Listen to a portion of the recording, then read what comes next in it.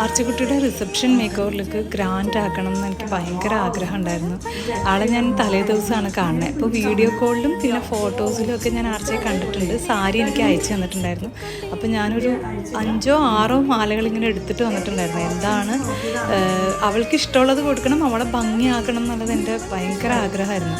അപ്പോൾ ആൾ സിമ്പിൾ മേക്കപ്പിൻ്റെ ആളാണ്. പിന്നെ മുടി അഴിച്ച് തന്നെ ഇടണം. പിന്നെ മാലകളാണെങ്കിൽ ഞാൻ ഫസ്റ്റ് ചൂസ് ചെയ്തത് അവൾക്കൊരു കൺഫ്യൂഷൻ ഉള്ളതുകൊണ്ടാണ് ഞാൻ ഇത്രയും മാല എടുത്തത്. ഒരു റോസാപ്പൂവും ഞാൻ കരുത്തിക്കോളാൻ പറഞ്ഞിട്ടുണ്ടായിരുന്നു. പ്രാർത്ഥിച്ചുകൊണ്ടാണ് എല്ലാം ചെയ്തത്. അവൾക്ക് ആ ഫസ്റ്റത്തെ 2 ചോക്കർ ഇഷ്ടമായി. ഭാഗ്യത്തിന് എൻ്റെ ഫൈനൽ ലുക്ക് എനിക്കറിയില്ല, അത്രയും ഞാൻ ഹാപ്പി ആയിരുന്നു. അവളെ എനിക്ക് അത്രയും നല്ല ലുക്കിൽ പ്രസൻറ്റ് ചെയ്യാൻ പറ്റിയതിൽ എനിക്ക് അത്രയും സന്തോഷമായി.